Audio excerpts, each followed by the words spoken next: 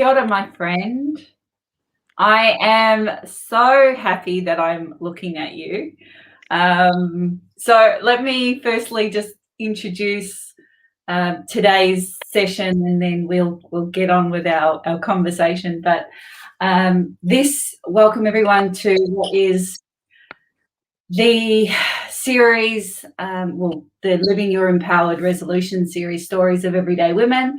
Today I have the pleasure of sitting down with my friend Tina, and I'm going to let Tina introduce herself to us in just a moment. Before we kick off, it would be remiss, this is the second session, T, so I really just want to make sure that when I come into these sessions with the ladies that I'm going to be speaking with, that I firstly pay acknowledgement. So I want to introduce myself. Kia ora. My name's Y Te Aweawe, and I am the founder of the Y Project, and I am a transformation leader. And I created this series for two reasons. First and foremost, because I really appreciate that sometimes hearing someone else's story can inspire us at a time when we need that inspiration. And I also created this series because I wanted an opportunity to cheerlead the champions. And you, T, are actually one of those people in my life. I see you as a champion in your own right. And so this series was really created to help me translate for myself what has become my mission, and that is, I believe wholeheartedly that empowered women, we raise empowered families, either directly through our own or indirectly just by association. So before we kick off, and before I get to hear your voice, and before the audience gets to hear from you, I want to pay respects to the traditional custodians of our land, the Wurundjeri tribe of the Kulin Nation, pay respects to elders past, elders present, and more importantly, or just as importantly, pay respects to their emerging leaders of tomorrow. So let's kick off. Tina, thank you. Thank you for sitting down with me. Thank you for giving me your time and trusting me with, I guess, sharing your story. And when I say the word trust, at the end of the day, I just sent you an email or I sent you a message and said, hey, do you want to do this with me? And yes, and you agreed. So I'm very grateful. Would you please just introduce yourself to everyone today? Kia ora. My name's Tina Tainui, and I met Y as at the yoga studio that I teach in. I'm a facilitator. I look at yoga as a way of facilitating learning to live with yourself with more ease, and and then I also manage and own a hairdressing salon in Paran, which I've had for 28 years. I'm a mother, I'm a sister, and more importantly, I feel like that I'm an example as a woman in the world of how we should live with more authenticity. Yeah, that's an important part of who I am. Amen to that. Yeah, you're what? I said amen to that. Yeah. Yeah. So, I mean, it's hard to introduce. I mean, when you say introduce yourself, it's like, oh, how do I do that? And I guess it's first of all an honor to be here. Really, I get asked often to tell my story, and when people say, I just want you to tell your story, I think, oh fuck, where do I begin? Because my life is made up of so many stories and so many roads and journeys that have been traveled to arrive just right here, really. And so I can definitely share some parts of my life or a story that's important. to me. But there was something that when I was having a conversation with you on the phone this morning, and I asked, why are you doing this? And it really stuck with me. You said that you grew up in a home with your mum who was a healer, and that there were constantly people coming to your home. And the word stuck is something that I've heard you use quite a few times, that you feel that humans are stuck, and that they're on a journey and they travel a lot of places to find the answer that's actually always inside, which is, I want to repeat that, because I think that that's, as a facilitator, which is what I do, when I walk into a classroom, I'm not really the teacher. I'm there to listen. And I believe that when you are plugged in or connected, that really what you're doing is I'm just the facilitator and allowing the information to come through from a higher force. And that's really important for me to express, that my role as a teacher or a facilitator is actually to do the work every day in my life, so that I'm so attuned that I'm listening to my audience rather than telling. And that's, I think, one of the greatest lessons I've learned as a facilitator and as a teacher, is to be able to listen. And so the word stuck was something that I wanted to ask you before we even head into this discussion, because I believe that we as humans are constantly in a dance with our journey, with all of the things that come in our path, and that was what inspired you to sort of eventually arrive here, which is to help people be unstuck so that they can arrive at their greatest potential. And after I left the conversation with you, I was driving and I was thinking about that, and I was thinking, fuck, I feel stuck in my life, even though I'm constantly in growth and I'm always learning amazing things, and chivalry, and I'm always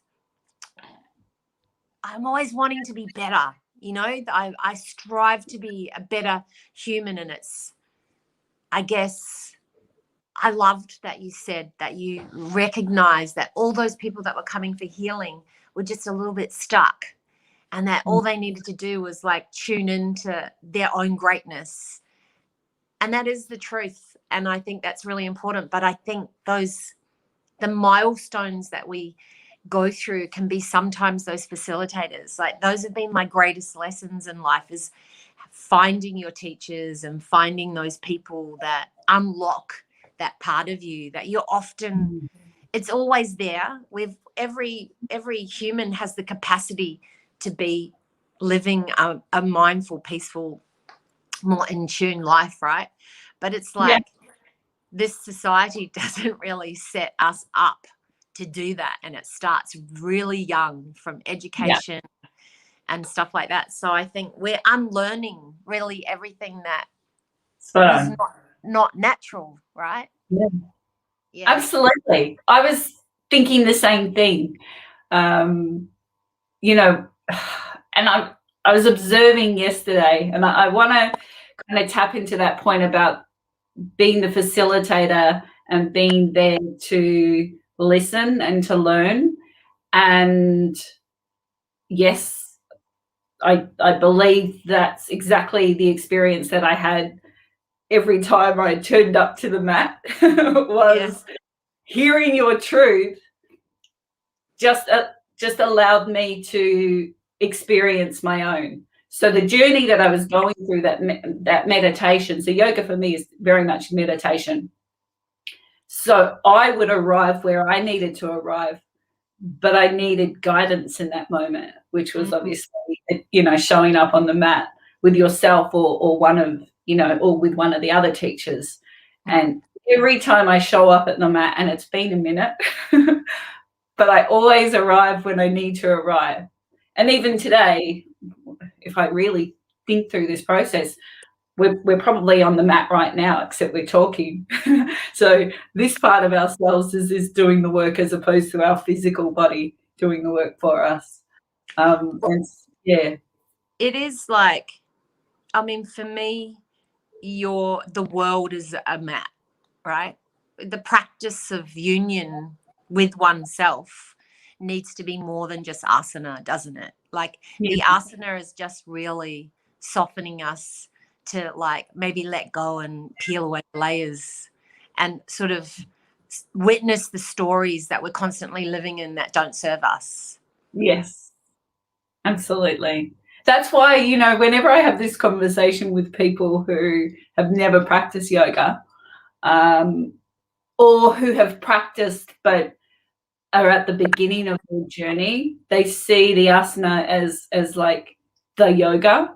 Yeah. And I'm like, that's not the yoga. No. The yoga, what's going on here, that's just, you know, the medium to get to that point, I guess, is the way I interpret it. It's Yeah. like one of the vehicles to help the transformation. It's just one of them. Yeah. Yes, I absolutely. think my biggest practice of yoga these days is actually my practice in humanity and serving others. That for me is my biggest practice of yoga. Like the asana, yeah, I mean, I love it. It's not as important to me. I definitely don't do asana the way that I used to. I'm much more into yin because it softens me, and I need to be softened just a bit. And my practice is much more about what I'm giving and serving to others that are in need. So that's become a greater practice for me, and actually not being afraid to speak about it, and even managing that when other people are uncomfortable, because when you raise issues that make people uncomfortable, it can be easy to not do that, whereas I'm pretty committed to being in the sticky shit so that we can get to a place that's more ease, because I think about, you know, I just want to ease the suffering of others more than even my own. And I think to be able to do that, I need to do that work inside. So, and that's why I'm here. And to your point earlier, that unlearning process, I was observing this conversation just recently, and I heard the celebration around choosing something based not on what the heart wants, but on what is safe and secure from a financial perspective. And we are groomed to feel as though the benchmark of success is really financial as opposed to anything else, you know. And I'm observing at the moment. So for me, when I talk about this why project, the why project is really my journey to arrive where I arrive, where I've arrived, where I will go, that evolution. So it's literally just a project about me. But in being a project about me, it's not to serve me. Ultimately, that's just my personal experience, but to an extent to help others arrive where they need to by just showing up and sharing an experience, sharing, you know, this conversation with the world, through facilitating, I guess, through providing or sharing tools, through all of those things. But, you know, it's similar to my yoga experience. It's very much aligned, I guess, to the work that you've been doing. I was trying to think what question I wanted to ask. You know, we had this amazing conversation this morning, and I was actually saying to a friend of mine, I said to him, you know, when you've known someone for such a long time, but you really don't know a lot about their stories, because like even when I was listening to you share your story, man, I can't even remember half of the things that I've gone through in life, and yet I know how rich and diverse it was. And when I got to that moment of talking about mum, or just sharing my experiences, I don't know what resonates with you, my friend. What is it that you feel when it comes to the work that you're doing? What is it that you've already answered this in a way, but what is it that kind of makes you tick to keep going, to pursue these different avenues, do you think? Well, first of all, you'd have to start where I've come from is what makes me tick. And that would be that, I grew up in a volatile, quite violent family environment. So I was constantly in a state of fight and flight, and really in an environment where I can only kind of think of it as it was kind of like war, where you had to constantly be protecting yourself. And in a home where my stepfather was violent, he was an alcoholic, he was really abusive emotionally. I had 5 brothers and sisters, half, 4 different fathers. So you can imagine my mum had a really huge heart, and was, if I can think about the greatest gift she ever gave me, was that she was very generous, and she was always feeding people and picking up hitchhikers and bringing them home, and opening her home to people. And in that, there was a lot of generosity in my mum. She just didn't she hadn't done any work to support her own family in growing in a healthy way. And she also didn't have processes in place when there was struggle happening, and how to manage that. And so as a child, I think I grew up, my brothers and sisters were white, and I was, even though like I'm not that dark, I was as a child much darker, and people knew that I looked different to my family. My mum was white. My biological father was Māori, and he's the Tainui, and I took that name about 9 years ago now. When I started teaching yoga, I didn't want to use my married name because I was no longer married, and that name didn't mean anything to me. And Tainui, I went back to New Zealand and got permission from the elders, because I've never met my father, to use my name Tainui. So I grew up in a very displaced environment. So I'm so driven to help people feel at home with themselves. And that means that whatever it is that's occurred in your life, it means to be able to live with that in the light. Whatever dark cavities that we've got hidden away about ourselves, we can, I've lived with a lot of shame, being a child of sexual abuse, and then I adopted a child out.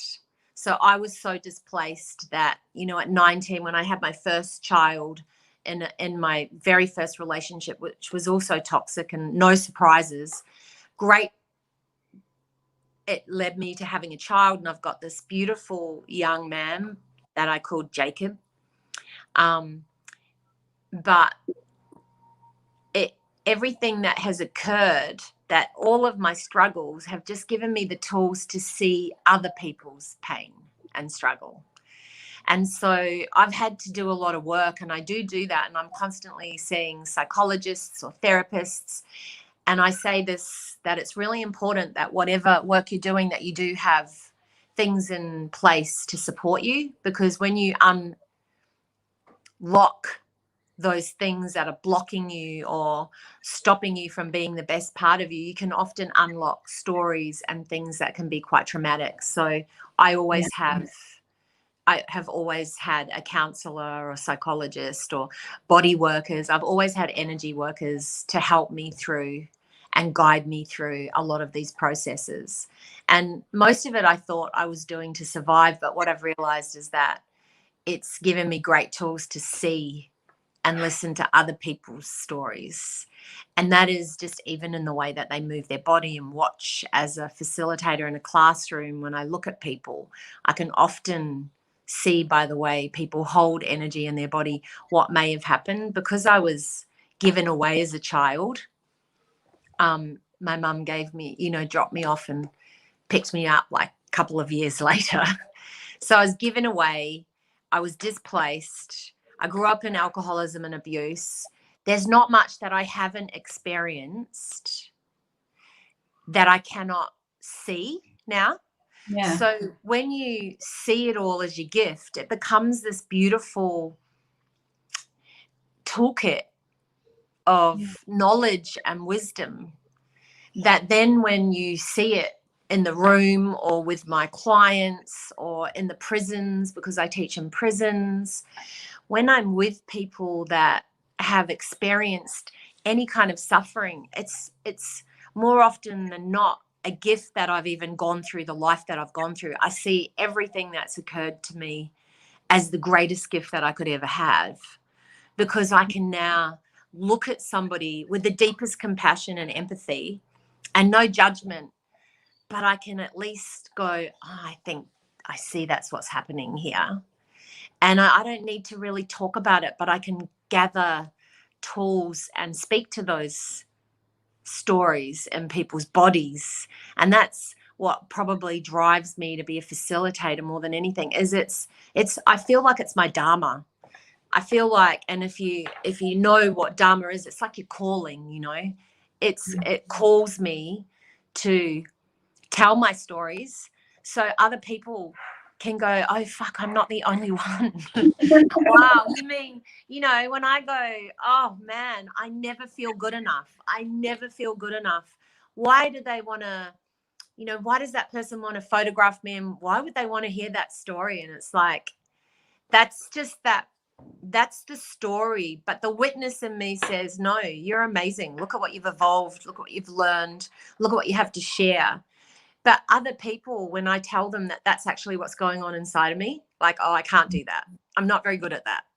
I've caught you do that a couple of times. Yeah, I've caught you go through that moment when you're teaching of kind of that flicker of doubt, and I would always sit there, I'd be like, what's going on in her head? Like, that's so, yeah. It's like we're all human. We are all having that story. We all have a narrative that goes on up here. And so that's what's the beautiful thing. Like, we're perfectly imperfect. And I think the biggest thing is that we often build these egos and facades that cover that stuff up. Whereas I just go, oh, see all those books that I bring to class that I never even read. I bring books to class when I'm teaching. Like, I go, I'm teaching yin, so I'll bring my yin book. And I'll have that anatomy book there. I don't read that stuff. Like, it's already inside of me, but I go, oh, I just want to have it just in case, because I might not be smart enough and I might not remember. If you don't know it by the time you've walked into that classroom, you're not going to, it's like, but that's like my ego goes, just take it just in case, because then you can look at it and then you might have the answer. It's like, I'm not going to fucking look it up while I'm in the middle of teaching a class. It's just be my bone, because we all know that I've got a bit of dyslexia, which has been my gift because it helps me. Dyslexia for me has been how I am so creative, why I'm so creative. I found ways to get to the end result without the A to Z, because I just cannot do those things. A, B, C, D, E, F, do this step, do that. I just don't work that way. Everything is in a big circle in my mind. It goes like that. And I go, okay, I need that. Oh, I need that a little bit. And I need that. No, I know that can just stay over there. That's how I work. So yeah, me too. I'm glad. Yeah. Thank you for sharing that, because that's exactly how I operate. And I've been sitting here, honestly, this last week, if you were to see my wall, and it's like this mind map. And I need all of the pieces in front of me before I can do the one thing that I already know how to do. Yeah. It's almost like they float around. I see them in my head. They're like these, I like see it as a tree, and there's these roots, and then there's all these branches, and there's all this information that I can go, oh, I need that. And I think I need that. And yeah. So if you want to know what drives me, it's been my absolute, I'd say, struggle.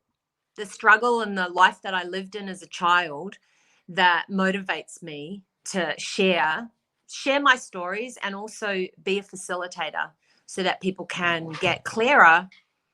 And one of the things that I think is super important is I say, you know, a lot of people come up to me and they want to share their problems. And I'm like, hey, I'm not here to fix you. Right? I'm not. And that I used to think, oh, I'm going to help that person. I'm going to fix that. I'm fucking not there to fix anything because I'm constantly working on living with my own struggles. So, Yeah. but the fact that I share that and go, you know, there's nothing to fix. The things that I would have said that I was trying to make better have become my greatest gifts. Yeah. And so I don't really need to fix anything. And I don't think anybody ever really needs to correct anything about themselves. Because when you are at one with yourself, you're just the witness to the human experience without the judgment, without the labels, without the anything. And then you're more free. It frees you up to like do to be who you are in the world. Yeah. Yeah, I love that. I love that. I want to touch on just a couple of things because I feel as though when people, when it comes to help, and look, for me, I'm going to be perfectly honest with you. 12 months ago, yes, I say this often, yeah, my life is completely different. But 12 months ago, I didn't really do any work. Wasn't interested in sort of self-knowledge. I was just sort of stuck in this kind of narrative. I knew yoga was important to me, and that was really my only way of kind of reconnecting, if that makes sense. Mm-hmm. But now I look at it and I'm like, what the hell was I thinking? And I know when I hear other people talk about they're looking too for help, whatever it might look like for them, whether it be counseling, whether it be yoga, whether it be exercise, but people are always afraid to invest or to get people to guide them or to get counseling or whatever. What would be something that you would give to people to help them just to get clearer on making a decision around that? Not where they can find help, just to get clearer on the why. Well, basically, it's really simple. And, you know, I used to work with Michael Franti, and he was the person that we pushed each other all the time to be better. But he said to me, Tina, because I remember going, oh, I don't want to do that. Like, you know, when did my first counseling experience happen? Pretty much think about it like this. If you've got a leaking roof, what do? You call a plumber. You call a plumber. Like, I can't climb up on the roof and undo the pipes. You get somebody that specializes in that to fix your roof, right? If your car breaks down, I'm not a mechanic. I mean, I can do certain things. I definitely stick oil in. I do what I can, right? I do what I can, you know, but I have to get it serviced, right? And it's the same as, like, if you go snowboarding for the first time, you could spend the whole day skiing down that mountain, falling over, hurting yourself over and over. Or you could go for a lesson for 1 hour and invest the money in a lesson. And then your whole day on the mountain is much more pleasurable because you're not on your ass or on your wrists hurting yourself all day long, right? So I think about it like that. And as humans, we're happy to get a job. We get the car. We go, we pay the rent. You know, we're constantly in this thing of society of doing, getting, being. But we weren't taught to reach out and look for help in areas that maybe will help us to grow to be better.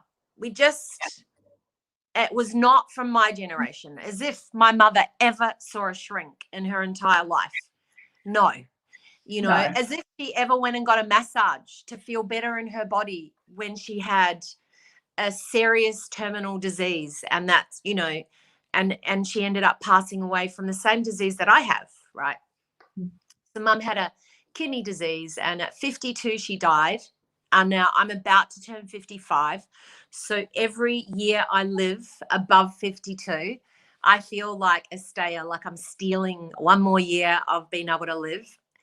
And but you know, the thing is that I don't go and see my kidney specialist, but what I do is I get body therapy. I have acupuncture. I take herbs if I'm tired, you know, like I do things to support myself. Where it came to the abuse and the really deep trauma that lived inside of my body, I needed somebody to talk to about it because I couldn't just do it myself.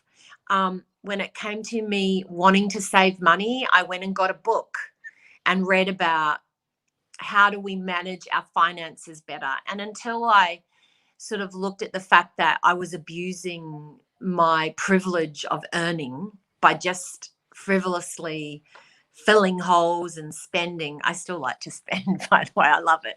But I started to realize that that's my energy that I work really hard for. And it wasn't until I get mentors. I get mentors to help me in areas that I'm not very good at. And that takes a little bit of honesty, you know. Yeah. And I wasn't very good with time management because I don't know. I just don't believe we should have clocks, really. And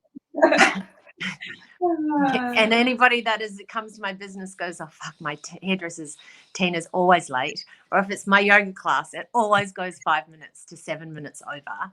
And what I used to think was I used to feel really bad about that. But I realized that a lot of that comes from me giving a lot. Like I'll often give a lot.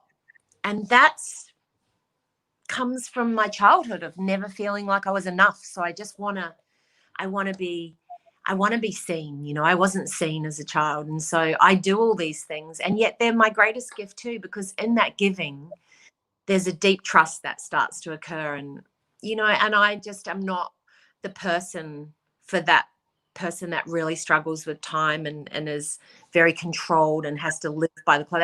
I'm just not your person, but I'm definitely, you know, I work on it and I try and honor that it's other people's time that I'm working with.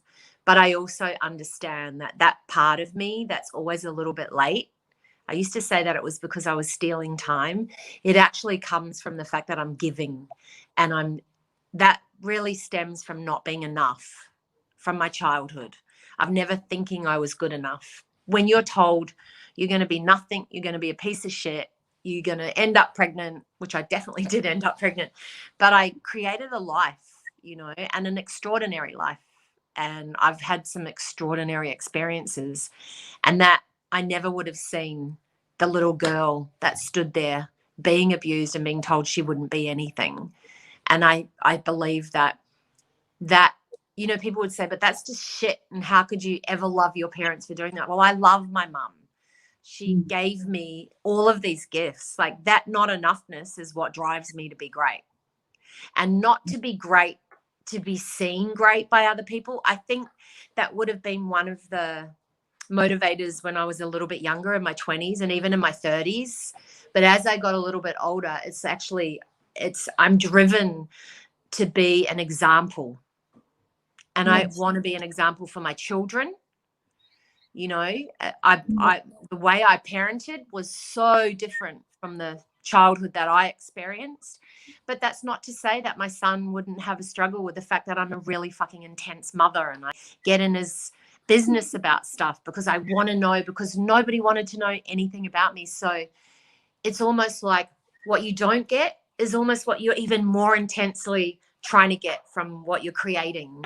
And so it's like, that's what motivates me. Those stories, the struggles to be able to help people learn to see that that's actually your gift. That's not a shitty thing that happened. Well, it was shit while it was happening, right? But now you have the choice. And so why wouldn't you go and get a counselor, a life coach, a business coach, somebody that's going to help you develop a more intimate relationship with yourself? Because basically anybody, like what you're doing, like when I asked you what exactly is it that you do, really you're doing what I'm doing. You're teaching people to be more authentic. Yeah, absolutely. You know, I've never had a job I didn't like. I can't imagine getting up and putting on clothes that I didn't want to wear and shoes that I didn't want to wear. I've never done that in my life.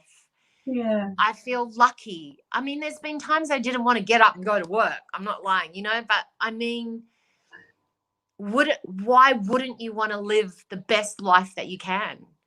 And I never feel like it's enough. That's the true witness in me. Like, I'm not good enough. I'm not good enough because I don't own land.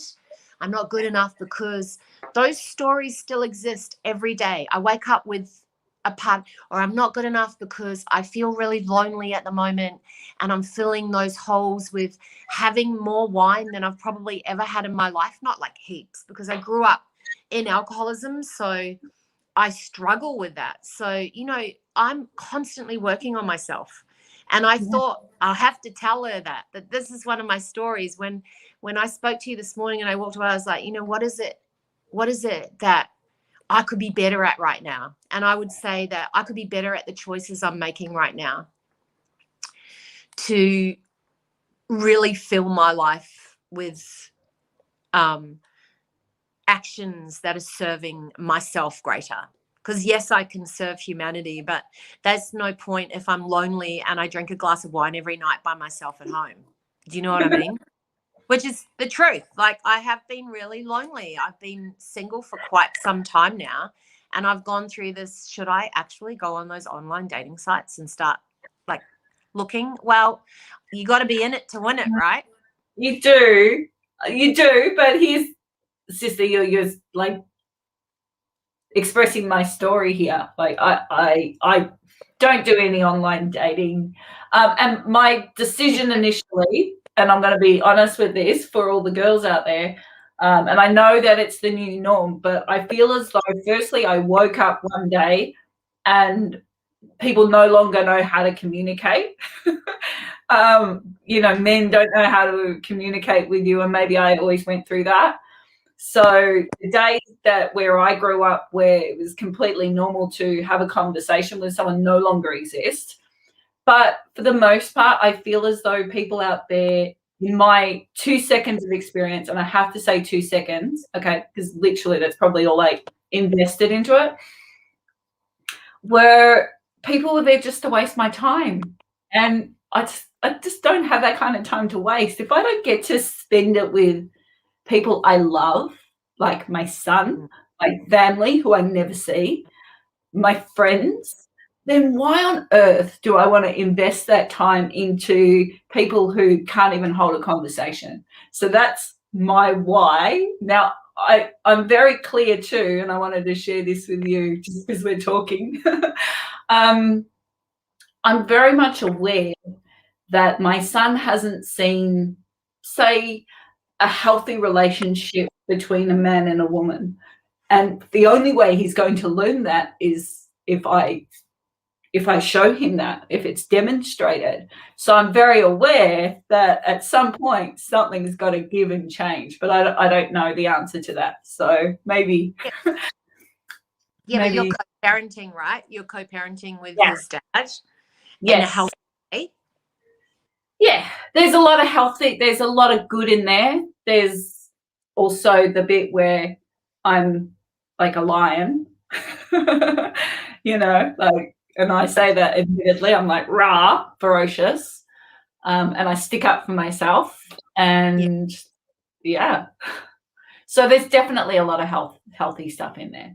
There's also a lot of like normal life, you know, there's always going to be reasons why we're not with that partner that we chose to have a child with, right? Like, I think of that, my son, that after I adopted a child, I went on and got married and had my son Sol, who I've raised, and his dad and I split when he was 2 years old. And it was really unhealthy, but I was really unhealthy. And if I look at us now, like we have family dinners and we have birthdays together, and I introduced him to his next wife. And we're all really, they had a child who's my son's younger brother. And I mean, we're a pretty multi-dimensional family now. And I love everything about him. I even love the reasons why we couldn't be together, because I wouldn't, like, we're so different now. I look at it and I think, you know, I wouldn't want to be with him anyway. And I think it's, I used to say to Michael, look, even when we don't like each other, we need to find a way to communicate and be in each other's space for our child. And so I go, that can take a time, that can take a long time. So I think 100%. in regards to that, we're in different places. I think I'm, you know, I've got my work balance right at the moment. And so I don't go anywhere where I can meet a partner. So actually online is a really good way to filter. And then I just go, if I even match, okay, we should have a conversation so I can hear your voice. If I don't like the sound of your voice, we're not going to have a chai. And then if we get to the chai and my body is like cringing, then we're not going to have a date. So I just do that. And I think I look at all my friends that have gotten married through the site. A lot of people I know are married with children. And I think maybe we can still communicate. We can still communicate online, but you've just got to get past that. I think it's like we're fighting a new age, you know, like I too am like, oh, the bloody universe should have just brought that person here for me. And then well, maybe it's because I'm not open. And maybe if I just open that, he'll arrive anyway. I'm not really attached to getting someone, but I am more doing it so that I can be open to someone arriving. So that's how I look at it, of that whole dating, which I tell you, for 15 years. Oh, wait. How many years have I been online? At least 10. Wow. At least 10 years. Do you want to know how many dates I've been on? Please, can you? At least 5. What? At least 5. They don't make it to even the date phase. About 5. 1, 2, 3. Yeah, literally not even. Maybe, if that. Right, there's got to be something in there. So what's your thoughts? I'm on there. I'm flicking. I'm on there. I'm having a chat. I get them on the phone and then I think, nah. But I'm open to it. Come on, bring that person that is meant for me. I don't know. I'm thinking like love coach here. No. My girlfriend, I said, have you ever thought about maybe like a love coach, you know? No, I'm teasing you. Love coach. I'm a lover. You. Oh my goodness. I love it. Hey, you know what? That's perfect. I couldn't have envisioned being able to share just even this, like, you know what I mean, to be able to just show up. And thank you, like I said, for trusting that I had no plan T and I didn't want to put a plan around our conversation, because I'm like that, like we were just talking about, that mind map of we'll feel our way through, and I trust that we can have a conversation, we'll arrive somewhere, we'll share some stuff, or you'll share some stuff, and people will get to see the person that you are. So I know that you've got a few things going on and you're not as accessible as you used to be. Where can people find you? So how do people stay in touch or connect or see what you're up to? Well, I generally will post on Instagram, which then goes to Facebook. So you can find me under Tina Tainui. I teach at South Melbourne only now on Thursdays. which I explained to you earlier that I used to be all over the place and teaching everywhere, and I've really kind of fine-tuned my life, and I'm trying to simplify everything and do less so that I can be more in what it is that I'm offering. So I'm there, and I definitely don't need any hairdressing clients, so don't call, because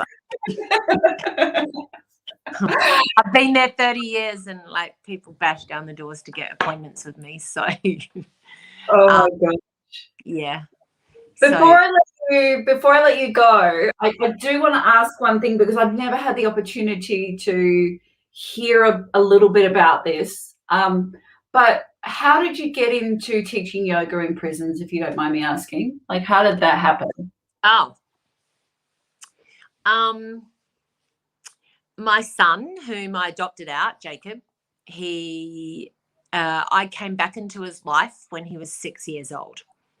He was adopted legally by my mother's brother and his wife, and they moved straight away to Australia.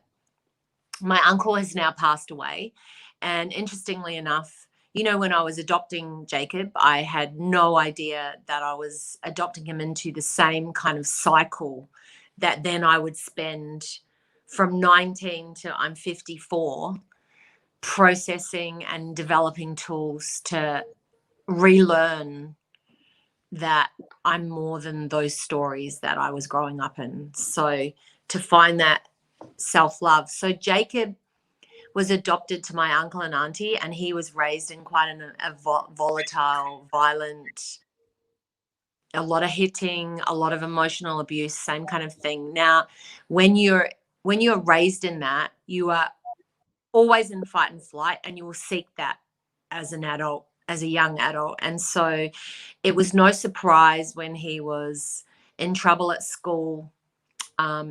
He was dyslexic. He was illiterate at 16. He couldn't read or write. No one was really we grew up in a family where you came home and no one helped you with homework. It was just like, do your schoolwork. But if you're being hit and told you're dumb and stupid, you're not going to do your schoolwork, are you? No. And he didn't. So Jacob, by the time he was 16, came to live with me. I had gone to the courts and gone to school and fought to have him in my custody as a custodian, because it was a difficult story, because I was actually legally biologically his mother, but I had no legal standing with him whatsoever. But I became quite involved in helping him because he had become ward of the state. Yeah. And ward of the state at 14 means he's going to go into homes because his parents can't manage him.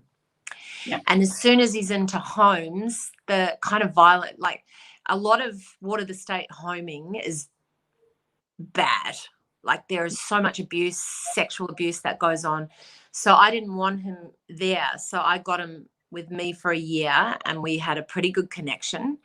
But then as soon as he turned 16, he was allowed to choose to go home. And his parents wanted him back so badly, mainly probably for their ego, that they'd lost their child. And he was happy with me, and he was going to school, and we were helping him get extra learning. But they told him they'd take him to Disneyland if he came home. Mm-hmm. He's never been to Disneyland. He's now 35. He was a drug addict. Within 12 months of going home, he was on the streets. He was using hard drugs. I would say he was involved in crack and ice. And then not long thereafter, by the time he was 18, he was doing heroin and he was doing crime. And so he was in and out of juvie, and then it became prison. By the time he was 26, he was doing really violent burgs, involved in violence around drugs with other drug dealers. And he was in jail. And I felt like the system really failed him. Already as a young person, to put him as ward of the state, then it would be like, we need to, Jacob, you're the problem. When Jacob wasn't the problem, his upbringing and his violence and his family was the problem.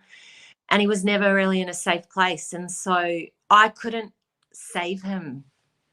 Yeah. I couldn't give him the life that I knew he deserved.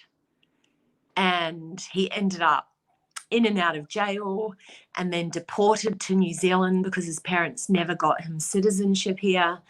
And whilst he was in, you go into detention centres. So he came out of jail for doing a stint of, he burgled a 7-Eleven. He held them up with his hand in a pocket, and I think he had like a jackknife. When you have if you have a weapon, it gives you 7 years immediately. So he had been given like 7 years, but I think he did 3 good behavior and maybe a year on bail, like all of these things. And I visited him every week in jail. And he was using every week in jail. I would look at him, and it took me a long time before I realized, shit, he actually uses in jail. He's just the same in jail. He's using drugs and he's doing crime in jail. He's just doing different stuff. You're working for other people. And, you know, for the record, most of the drugs that are smuggled in there, it's not the visitors. It's coming in through the officers, through the people that work in the prisons. And the way I know that is because to be inducted and work there, you have to go through how this actually happens and how the drugs specifically get in there. And they say they go through visitors, but mainly they go through the guards. And so there's a lot of, so when I would see all this as a mum wanting her child to be better, I just was like, how can I help? And I can't help him. He's in his journey. I definitely can't teach him yoga. I'm his mum. A lot of his pain comes from being given away, so there's a lot of shame around that. And then I would say we're in the best place we've ever been. He was deported to New Zealand. Whilst he was in detention centre, that's when I thought, if I can't help him, I'm going to work with young men in prisons. And I was in a workshop. Actually, I paid to do this workshop. It was at Yoke, and it was a chakra workshop, and Kate Henry was leading it. Yeah. And in one of the chakras, and I can't remember now, but it was the third chakra, which is your action chakra. And they say that you need to declare something that you're going to take action and do. And I declared in the group that I wanted to teach yoga in prisons, and that I wanted to bring yoga to prisons all over the country, because I believed that yoga saved my life. It saved my fucking ass. I was a mess. Before I started practicing yoga, I lived a lot in the story, and I was constantly recreating the dramas. I was still doing the work, and I'd always done the work. I had a counselor, but yoga through the body helped me to learn to love my body, helped me to not be ashamed about the abuse that I'd suffered as a child sexually, and I could talk about it. And it also gave me a platform to share my stories. I've gotten better at sharing them, and I'm less divulging, because that can trigger other people's trauma. Yeah. So I have gotten a lot clearer over the last couple of years, actually, about how I share my stories, and I sit less in the struggle, and I point to the light a lot faster. So, but that came through teaching prisoners and through actually teaching disability. So I declared that, and somebody in the group contacted me about 2 years later. Wow. Maybe a year and a half, 2 years later, and said, I was in a group when you said you wanted to teach yoga to prisoners, and I teach sports out at the prison, and I was wondering if you'd like to come and do a yoga class. And I was like, oh, fuck, yes, I would. Where? And said at Port Phillip, which I knew to be a really, really quite a full-on prison, because my son had been there, and it was really dangerous, and I'd go out and visit him, and it was a yucky place to visit, actually, out of all of the prisons. And I'd been to Barwon, and I've been to Sale. I've been to them all because he's been to them all. But when I went, he said, oh, for the record, it's in the disability unit. And in disability, you have mainstream and you have protection. So protection means that they can't be in the mainstream prison because their life could be at risk. They may be a child abuser, that, you know, like they're not a hardcore child abuser, because there's another area for that, but there's quite a few in mine, which was amazing for me to go. Like, I've been abused as a child, so to work with child abusers that for me is a gift. I was really grateful to work with those humans, because what I recognized as somebody that had been abused is nobody's ever going to do that when they're in their right mind or they've had the right tools to grow up with. Yeah, absolutely. Like, there's something wrong. There's something wrong with you if you think that that's normal. So you either have a disability mentally, something not quite right, or you have been seriously abused. Yeah. Because you don't just wake up one day and go, I think I'm going to abuse a child, right? So for me, getting that unit to be the first place that I taught people that were physically, like some people got out of wheelchairs. So I had to learn to be a good teacher, because I was a vinyasa teacher at that point, and a yin teacher. You can't teach like that in this situation. And I would say that working with prisoners and working with disability in prisons has really helped me to work with people that can't move. You know, I now work with a woman that has multiple sclerosis, and she literally cannot walk when I arrive at her house. But when I leave, she can walk up 2 flights of marble stairs, which down, up, yes. And we normally take the elevator in, but she will take the stairs out because she can walk. So, but prison was like my greatest gift. And it helped me to understand Jacob more. It helped me to stop wanting to fix him and make his life better, actually. Yeah. Working in the prisons was a way of maybe filling the hole that I hadn't been able to raise my son, and that he had suffered so much that his life was in a place that from my perspective was really shitty. But actually, when I have conversations with Jacob, he doesn't feel like that. He's like, man, I wish I could use every day. I have the best time. And so, you know, and that's really honest. He's like, you know, Tina, or mum, sometimes he goes, you know, I wished I could use. I wish I could. Like, I love it. I love being like that. But why I don't is because it leads me into the crime and the jail, and I don't want to do that. If I could be a user, you know, but like, those are his gifts. He now lives in New Zealand, and he can't ever come back to Australia, so I have to go there. So I'm actually be going home soon in the next 4 weeks. I'm going to visit him. It's his birthday on Tuesday. He will be turning 35. So yeah, 50. So that's right. He's 34. So he's my inspiration. And when what I found with Jacob was that if I used to ring him when he could have been in jail at Sale, or he was, I never taught in the prisons that he was at, because that wouldn't have been right, and it could have caused too much trouble for him. But quite often in the prison, the kids will go, especially in the unit that I'm in, and I love it, they'll say to me, and they're not kids actually, some of them are 50, right? Some of them are 60. But some of them are young. I teach the under 25s. They get to come over if they're well behaved into my classes. And I absolutely, sometimes I'm sitting in there and I think, how are these people in jail? Like, they're such beautiful humans. And I think just to be seen, you know, the gift of, like, I walk in and I'm not there to judge them. They did what they did.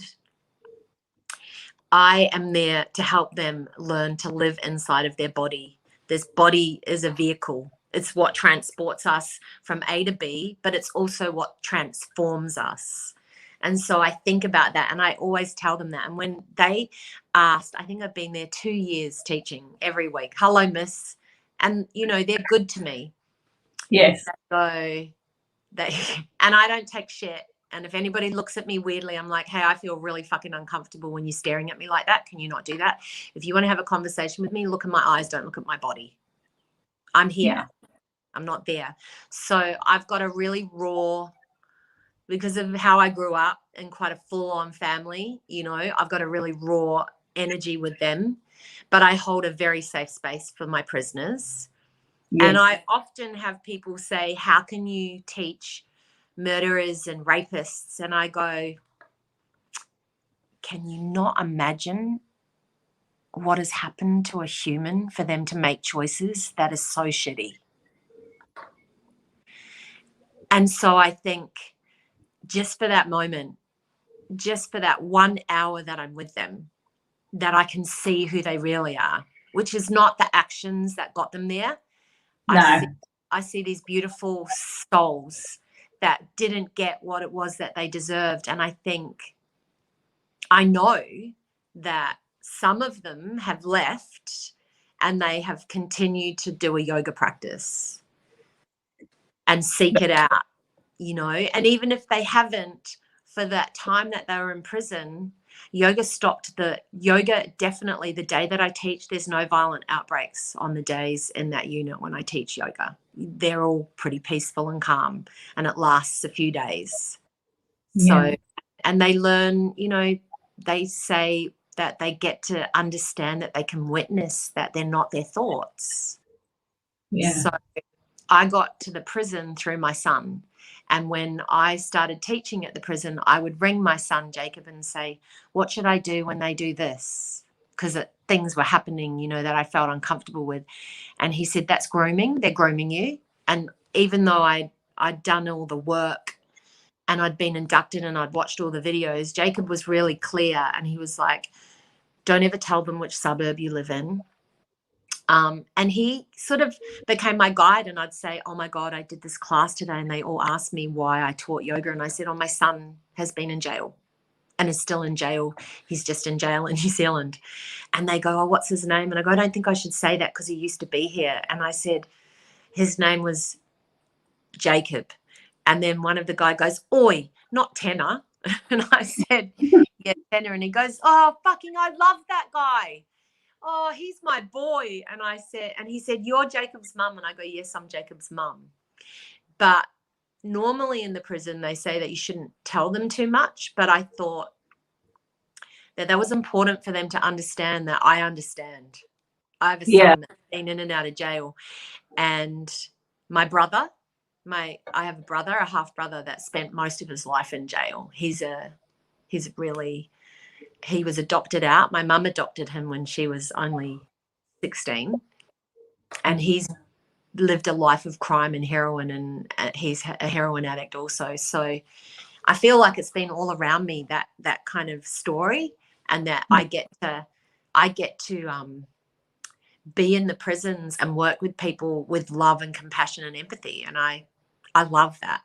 I love that they look forward to it, and that I have students that get on that mat and they can't even move, but they'll sit on their mat for 1 hour and just watch and listen.